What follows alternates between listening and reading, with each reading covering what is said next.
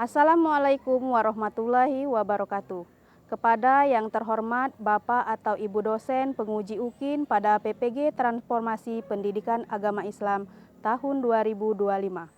Perkenalkan, saya Rika Meisari SPDI, mahasiswi PPG PAI tahap 3 tahun 2025 di LPTK Universitas Islam Negeri Raden Fata Palembang dengan NIM 251418252. Pada hari ini, Jumat 10 Oktober 2025, saya melaksanakan ujian kinerja di SMP Negeri 9 Tungkal Jaya pada kelas 8 dengan materi meyakini kitab-kitab aula menjadi generasi pecinta Al-Quran yang toleran. Terima kasih dan selamat menyaksikan.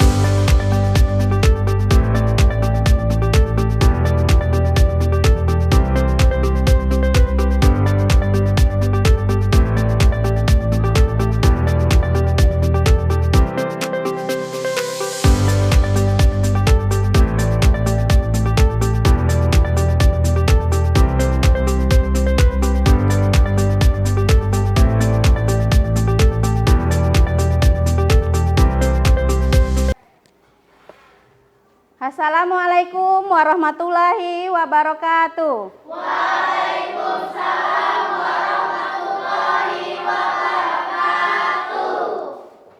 Bagaimana kabarnya hari ini? Baik, sehat, cerdas, terus belajar. Allahu Akbar. Hari ini kita pelajaran pendidikan agama Islam. Sebelum kita belajar, ada baiknya Ibu absen dulu ya. Ada yang tidak masuk hari ini? Ada Bu Nadia. Nadia, yang lain masuk semua? Yang masuk. Baik, jangan absen ya, jangan izin-izin, karena kita sebagai umat Islam itu wajib mencari ilmu. Karena sejatinya ilmu itu dapat mengangkat derajat kita semua. Baiklah, sebelum belajar dimulai, marilah kita bersama-sama membaca doa terlebih dahulu. Kepada ketua kelas, boleh dipimpin? Mari teman-teman, sebelum belajar kita berdoa terlebih dahulu. Berdoa mulai. Bismillahirrahmanirrahim. Alhamdulillahirabbil alamin. Ar-Rahmanir-Rahim. Maliki yaumiddin. Iyyaka na'budu wa iyyaka nasta'in. Ihdinas siratal mustaqim. Siratal ladzina an'amta 'alaihim ghairil maghdubi 'alaihim waladdallin. Amin.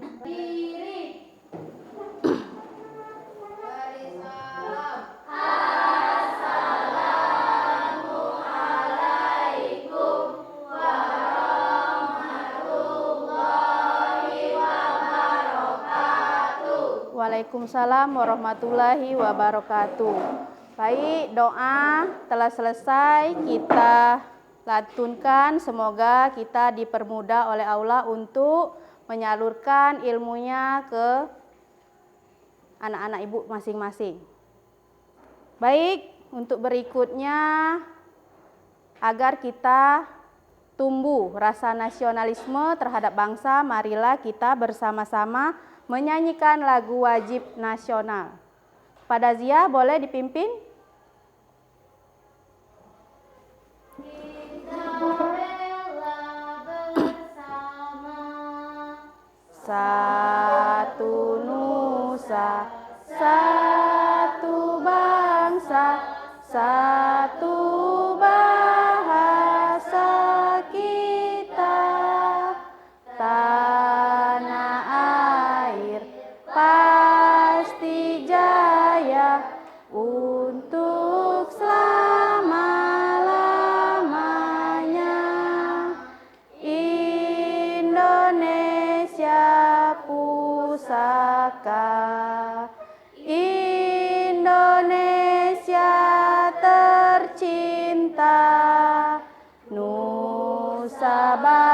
nusa dan bahasa, kita bela bersama. Selesai. Baik, sebelum melaksanakan pembelajaran inti, marilah kita tepuk semangat sebelum belajar, ya. Coba. Tepuk 1. Tepuk 2. Tepuk 3. Tepuk 4. Tepuk 5. Baik, itu artinya kita semua sudah semangat untuk memulai pelajaran hari ini. Sebelum kita memulai pelajaran hari ini, Ibu akan menjelaskan tujuan pembelajaran pada bab kali ini, yaitu bab kedua tentang meyakini kitab-kitab Allah menjadi generasi pecinta Al-Quran yang toleran. Ya, yang sebelumnya kita melaksanakan pembelajaran bab 1, yaitu cinta terhadap alam semesta. Itu ada hubungannya ya dengan bab mencintai Al-Quran atau iman kepada Al-Quran. Karena dalam Al-Quran itu terdapat bagaimana terjadinya alam semesta dan bagaimana mencintai alam semesta. Pada kali ini iman kepada kitab. Ada yang tahu iman kepada kitab Allah itu rukun iman yang keberapa? Coba Nadira? 3, betul sekali. Karena kita ketahui bahwa rukun iman ada 6. Yang pertama apa? Iman kepada Allah. Yang kedua? Iman kepada malaikat Allah. Yang ketiga? Iman kepada kitab Allah. Ya, yang keempat? Iman kepada wasiat Rasul. Yang kelima? Iman kepada hari yang akhir. Yang keenam, iman kepada qada dan qadar. Baik, situ sudah tahu ya rukun-rukun iman. Rukun iman pada kali ini kita akan membahas tentang kitab-kitab Allah. Nah, tujuan pembelajarannya yaitu mengidentifikasi nama-nama kitab suci dan Rasul yang menerimanya serta menjelaskan ajaran pokok kitab-kitab Allah dan fungsi Al-Quran sebagai pedoman hidup. Kemudian menjadi generasi remaja pecinta Al-Quran yang toleran. Sini ada yang tahu apa itu iman? Iman. Ya? Mempercayai. Jadi kalau kita di sini membahas tentang kitab Allah, iman kepada kitab Allah itu apa?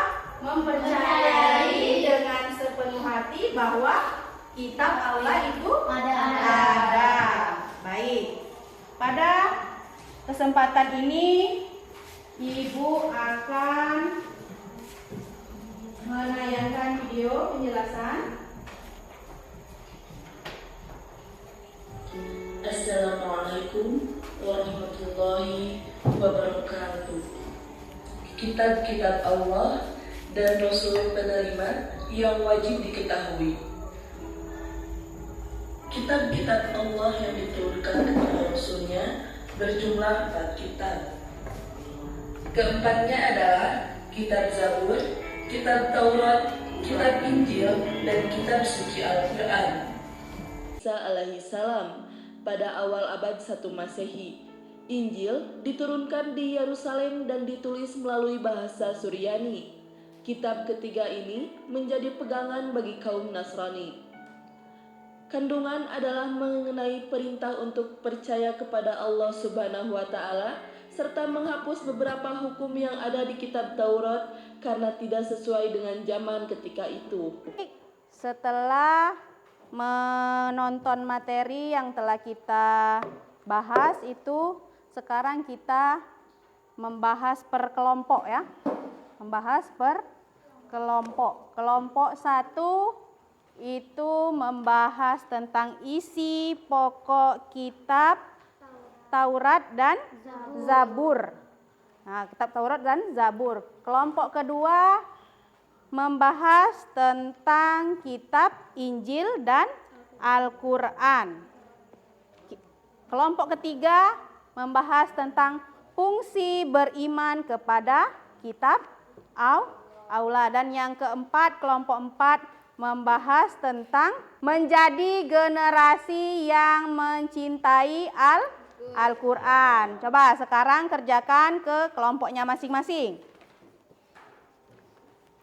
Yang ingin bertanya boleh. Sudah ditulis. Sudah? Sudah? Sekarang kita membahas atau mempresentasikan hasil diskusinya per kelompok. Kelompok 1 boleh memaparkan hasil dari diskusinya. Assalamualaikum warahmatullahi wabarakatuh. Waalaikumsalam warahmatullahi wabarakatuh.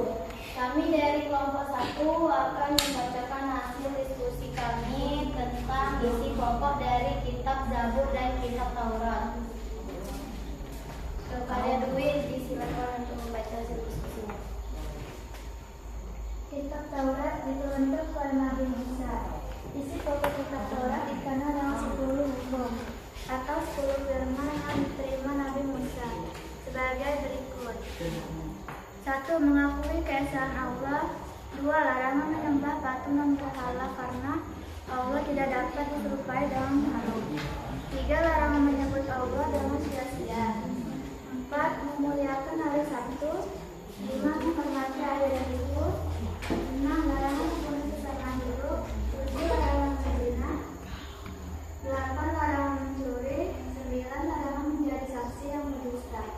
10. Larangan memiliki keinginan untuk menguasai hak orang lain. Baik.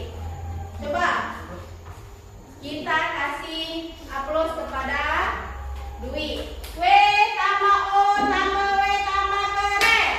Wow, keren. Wow, wow, keren. Wow, keren. Wow, wow, keren. Baik, untuk kelompok 2 boleh presentasikan hasil diskusinya kepada Amanda. Silakan. Assalamualaikum warahmatullahi wabarakatuh. Waalaikumsalam warahmatullahi wabarakatuh. Kami dari kelompok 2 akan membacakan hasil diskusi kami mengenai kitab Injil dan kitab Al-Quran. Kepada Nadira, silakan bacakan hasil diskusi. Kami dari kelompok 3 akan mempresentasikan hasil kerja sama kami yaitu beriman kepada kitab Allah kepada selamat di peristiwa kami. Fungsi beriman kepada kitab Allah Subhanahu wa Ta'ala. Pertama, mengetahui perhatian dan kasih sayang Allah Subhanahu wa Ta'ala terhadap para hambanya. Baik, sepertinya sudah agak tegang. Mari kita ice breaking terlebih dahulu. Ambil posisinya berdiri.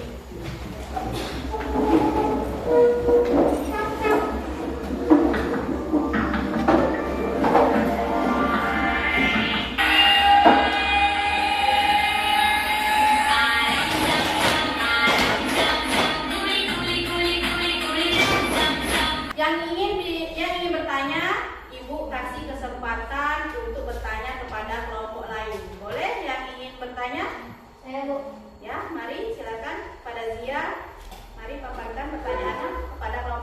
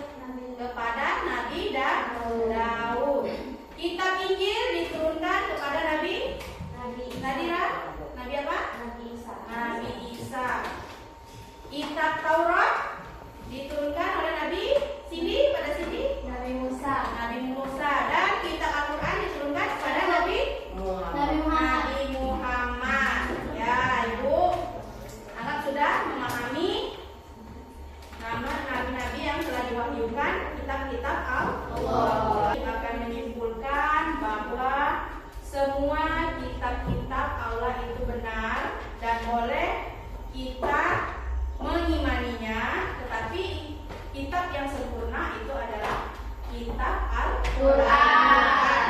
Kitab Al-Quran di sini sudah mencakup semua ya, isi pokoknya yaitu tentang akidah, keimanan ya, banyak tentang akidah. Iman kepada Al-Quran itu termasuk akidah. Iman kepada malaikat itu juga termasuk akidah yang terdapat di dalam Al-Quran. Kemudian ibadah haji, umroh dan lain sebagainya itu terdapat juga di dalam Al-Quran. Baik, terima kasih. Itulah pertemuan singkat kita pada hari ini tentang kitab iman kepada kitab Allah, iman kepada kitab Allah dan menjadi generasi pecinta Al-Quran yang toleran, yang mencintai Al-Quran dapat diimplementasikan dalam kehidupan sehari-hari, menjadi anak yang beriman dan bertakwa kepada Tuhan Yang Maha Esa. Baiklah, kelas ibu tinggal menunggu pelajaran yang berikutnya. Terima kasih. Assalamualaikum warahmatullahi wabarakatuh.